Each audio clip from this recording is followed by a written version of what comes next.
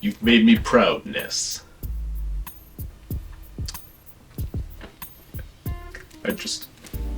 You've made me quite emotional, Ness. For you to make such a sacrifice for your Neo Geo collection.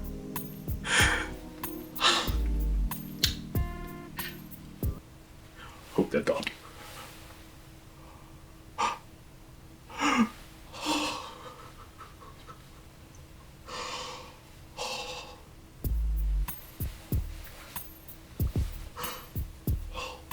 Yes, you've done well, Ness. You've done very well. You've done very well, Ness.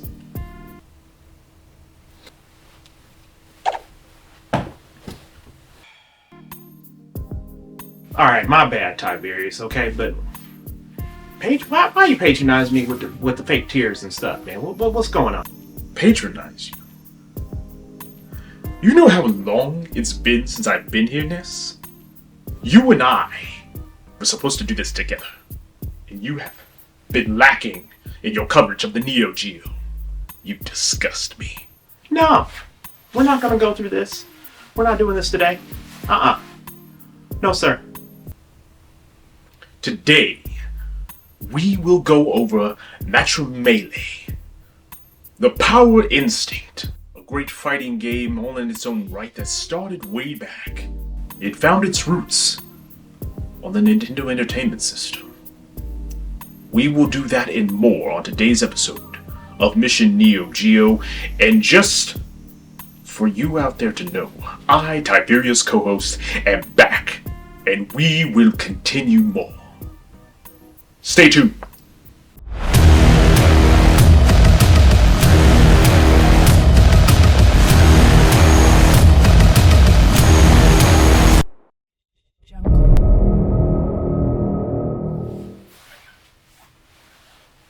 What it is, welcome back to the channel. I'm Neo Ness, and if this is your first time on the channel, welcome. This is your source for all things Neo Geo and video games. And as Tiberius said earlier, this is Mission Neo Geo. Today's episode is over Matrimelee.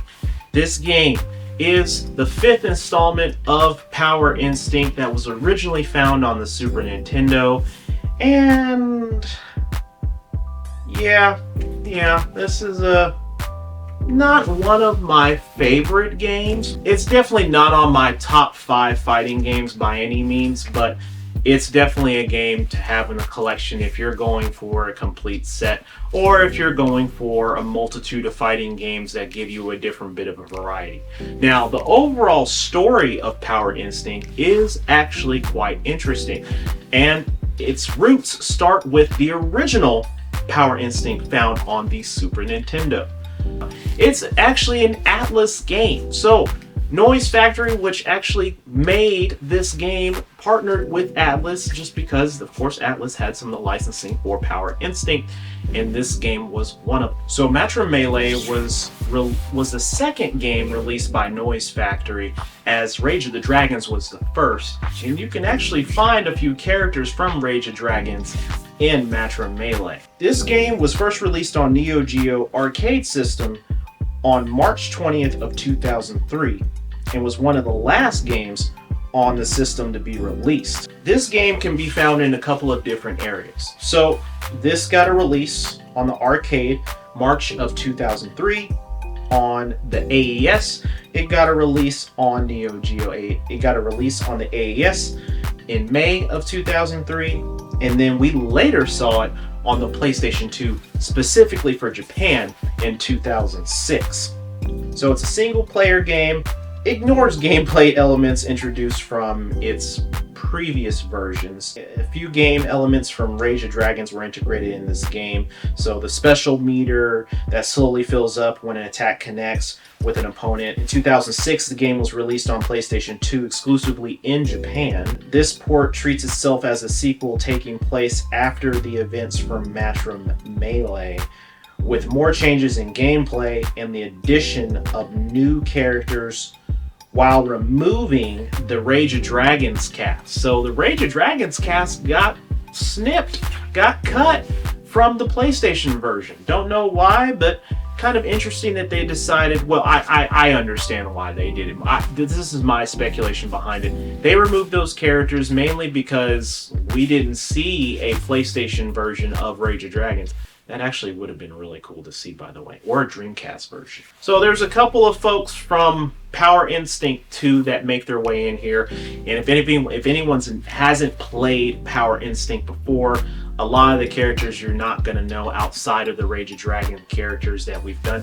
I actually haven't played Power Instinct on Super Nintendo or some of the other previous installments, but I've been on the lookout for a nice clean copy on the Super Nintendo because I actually do want to play. In the game story, the king of certain country wants to find a worthy successor for the throne and an ideal husband for his daughter, or a beautiful, strong woman for his older son, thus holding a fighting tournament where the prize is the hand of the princess or prince of the throne.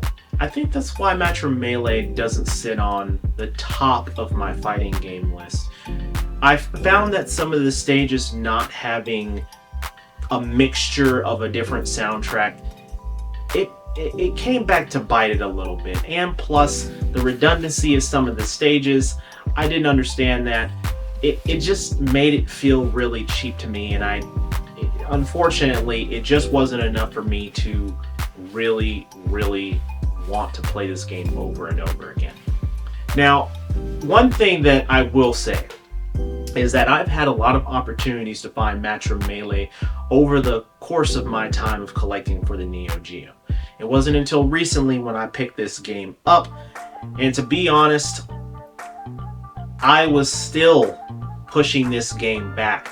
I found a really good opportunity, a really good deal to get this game, so I decided, you know what, let's just go ahead and get this knocked out and get it added to the collection. Now, for many of you out there, you're going to say, Ness, why would you buy a game that you don't enjoy? Well, we all know the speculation behind this.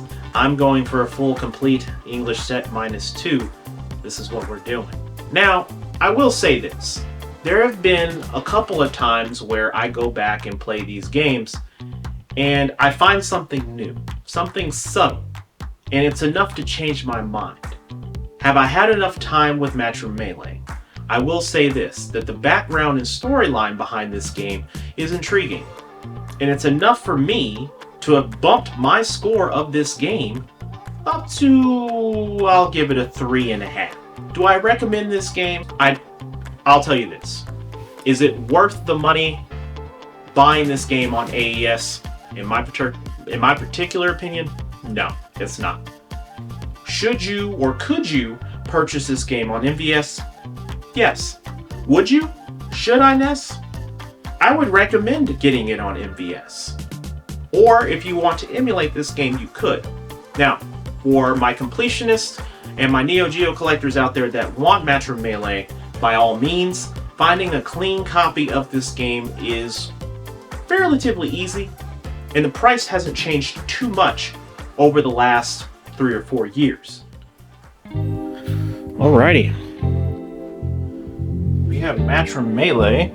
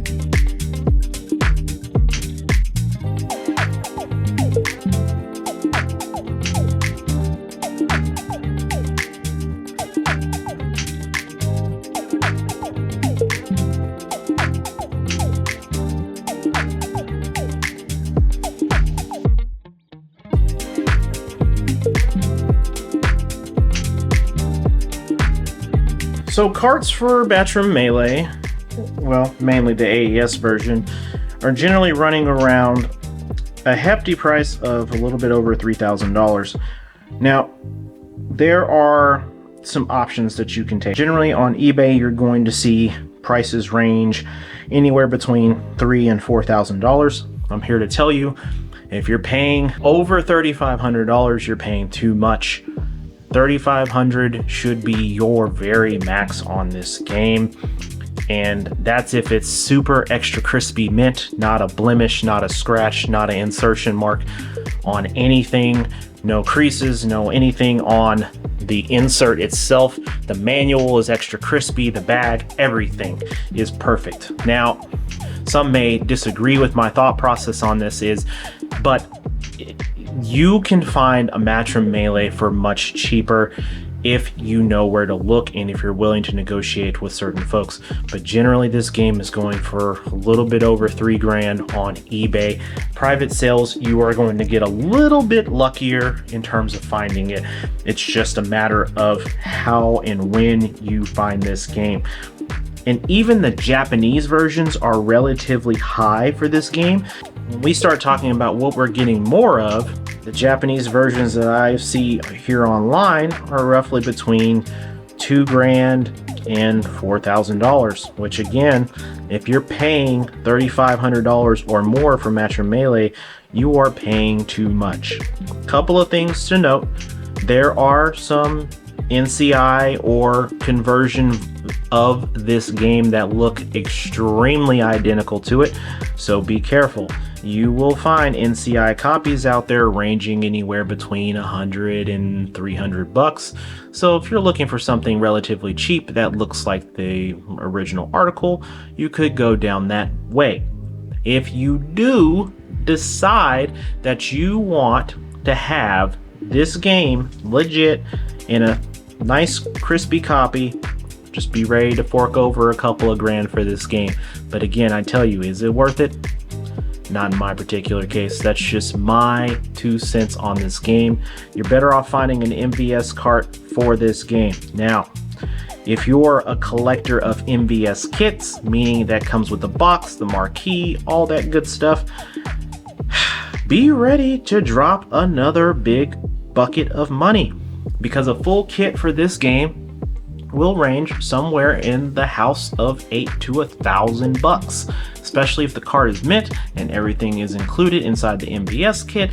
So yes, this is a relatively expensive game, and if you're one that's just looking for just the Matrimelee cart, you might get lucky and find just the cart somewhere out there that's going to save you quite a bit of cash moving forward. But Matrimelee on MVS at times can be a little bit more difficult to find versus the AES version, and the simple fact being that it was one of the last games on the console and the arcade system. So I would assume that there wasn't as many copies as you would see some of the more common games. Just room and food for thought. So hopefully this Mission Neo Geo episode was good. I will do better in adding more content to the channel, because I know many of you are looking forward to seeing more Tiberius and more video game related content. So collect and play the way you want to collect and play your games. Tiberius, take us out of here. Drop comments down below. Do you own a copy of this? Is it Japanese or English AES game?